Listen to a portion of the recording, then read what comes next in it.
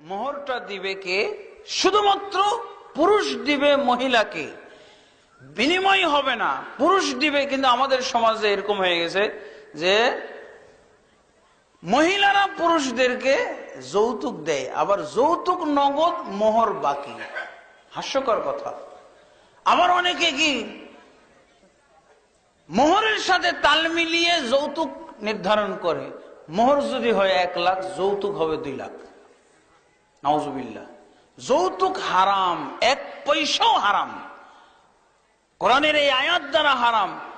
খরচ করতে হবে পুরুষকে, স্বামীকে স্ত্রীর জন্য।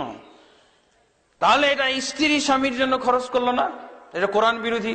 কোরআন অমান্য করা হলো, কোরআন অস্বীকার করা হলো। কোরআন অমান্য করা অবশ্যই কবিরা গুনাহ, কুফরি গুনাহ হতে পারে।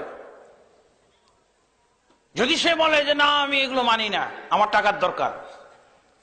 আলী রাদিয়াল্লাহু আনহু বলছেন, মান জাহাদা হারফাম মিনাল কুরআনি ফাকাদ কাফার।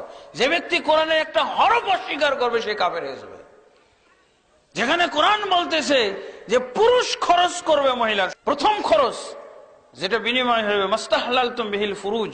রাসূলুল্লাহ সাল্লাল্লাহু আলাইহি ওয়াসাল্লাম বলছেন, সবচেয়ে যেই শর্ত পূর্ণ করা হক রাখে, অধিকার রাখে, সেটা হলো এই নারীর লজ্জাস্থান হালাল করা হয়, যে যেই বিনিময়ে, যেই অর্থের বিনিময়ে এটা অবশ্যই আদায় করতেই হবে।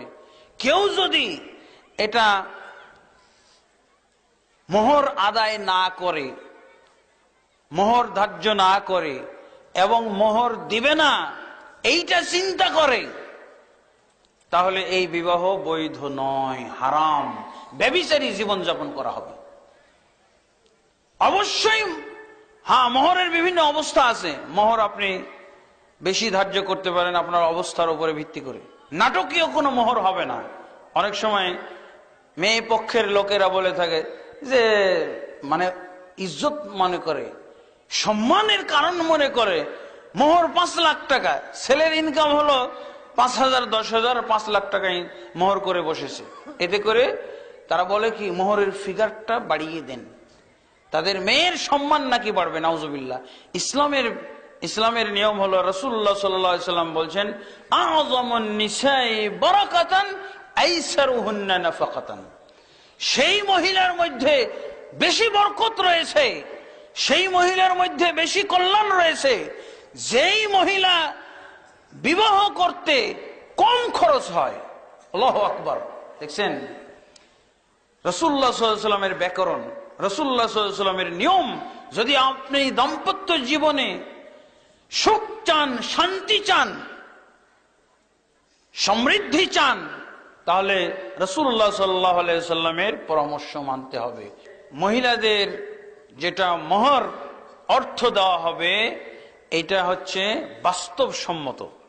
এমন যেন না হয় আপনার 50 লাখ টাকা, 1 লাখ টাকা ইনকাম, অথচ আপনি মোহর ধার্য করলেন 20,000 টাকা। এটা হইতে পারে না, বাস্তবসম্মত হতে হবে। ওমর ইবনে খাত্তাব রাদিয়াল্লাহু আনহুর যুগে ওমর ইবনে খাত্তাব রাদিয়াল্লাহু আনহু মোহর ফিক্সড করে দিতে চেয়েছিলেন। আমাদের সমাজে একটা কথা প্রচলিত আছে, কি মোহরে ফাতেমি। মোহরে ফাতেমি আপনারা শুনেছেন? হ্যাঁ, আপনারা কে শুনেছেন? হাত উঠান তো। মোহরে ফাতেমি বলতে কিছু জিনিস শুনেছেন? হ্যাঁ, এই মোহরে ফাতেমি এটা হলো বেদাতি মোহর। কি মোহর? বেদাতি মোহর। মোহরে ফাতেমি বলতে কোনো জিনিস নাই।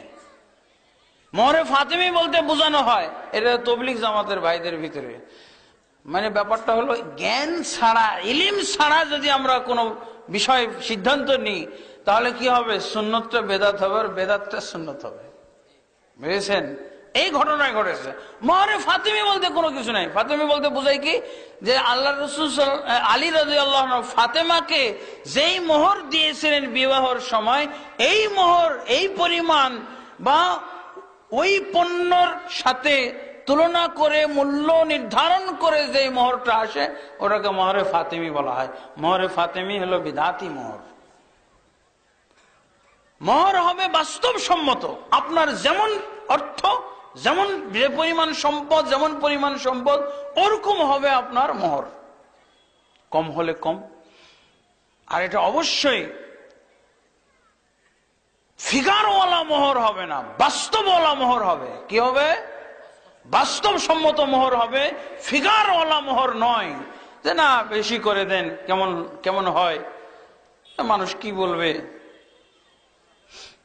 তারপর যখন ঝগড়া লেগে যায় তখন কি হয়, তখন বোঝা যায় এই মোহরের মানে অকল্যাণ কি, অনিষ্টতা কি, তখন আমরা বুঝতে পারি। আবার অনেকে এরকম করেন, বিরাট ফিগার লিখে দিয়েছে কাবিননামায় 5 লাখ টাকা, এখন কি করে বাসর রাত্রে মাপ চাই, বুঝছেন? মাপ চাই না, মোহর মাপ চাওয়াটা হারাম। বুঝা গেছে? মোহর মাপ চাওয়া হারাম। আপনি বাস্তবসম্মত মোহর ধার্য করবেন। আর যদি কোনো কারণবশত কোনো চাপের বশবর্তী হয়ে আপনাকে ফিগার বাড়াইতে হয়েছে, তাহলে আপনি বাস্তবসম্মত মোহর ধার্যের জন্য দেখো আমার আসলে সামর্থ্য হলো 1 লাখ টাকা দেওয়ার, কিন্তু সমাজের চাপে এবং বিবাহ মজলিসের লোকদের চাপে 5 লাখ করা হয়েছে, তুমি আমাকে 4 লাখ মাফ করে দাও, 1 লাখ রাখো। এটা হইতে পারে, বাস্তবতায় আসতে পারে, অবাস্তব হয়েছে, বাস্তবতার জন্য মাপ চাইতে পারে। কিন্তু একেবারে এটাকে নিয়ম বানিয়ে ফেলা যে মোহর মাপ চেয়ে নিব, এই মাপ চাওয়াটা হারাম। কারণ এই সময় তোর মন দুর্বল, ও তো মাপ দিয়ে দিতে পারে, কিন্তু সেই মাপ তো আসলে বাস্তবে মাপ না, এটা লজ্জার মাপ। এটা তোমাকে উপেক্ষা করতে পারছে না, তোমাকে এই মুহূর্তে এই বাসর রাত্রে বাসরের বিছানায় তোমাকে এখন না বলতে পারছে না, সে অপারক না বলতে। যাক কিছুদিন পর দু একটা ঝগড়া হোক, কি বলে, তারপরে তুমি মাপ চাও দেখি। আজকের রাত্রে না, 2-1 বার ঝগড়া হওয়ার পর মাপ চাই, ঠিক আছে? ঝগড়া হয় না, 2-1 বার ঝগড়া হওয়ার পর মাপ চান, ও মাপ দেয় কিনা? এই রাত্রে কেন, প্রথমেই কেন? এই মাপ চাওয়াটা একটা বেদাত এবং কুসংস্কার। বিবাহের ক্ষেত্রে মাপ চাওয়া যাবে না। আপনি আগেই হুঁশ করেন। তারপর আবার অনেকে এরকম চিন্তা করে যে একটা ফিগার করে দিব না। কতজনই দেয় নাই, বাপ দাদারা শুনছি যে দেয় নাই, মারা গেছে। এগুলো ভুল করেছে বাপ দাদারা। ভুল দিয়ে ভুল শুধরানোর চেষ্টা করবেন না। ভুল ভুল, বাপ দাদা ভুল করেছে, আমি ভুল করব না, আমি ভুল করতে পারি না। ভুল দিয়ে আপনি ভুলটাকে শুধরাবেন যে আমার দাদাও তো দেয় নাই, আমার বাবাও তো দেয় নাই, মারা গেছে, তারপর আমার মা মাপ দিয়ে দিচ্ছে। এই অবস্থায় যেন কাউকে আসতে না হয়। এই অবস্থার কেউ অপেক্ষা করবেন না, হারাম। এইটা চিন্তা করা, আগেই সতর্ক, আগেই আমাদের ব্যবস্থা নিতে হবে।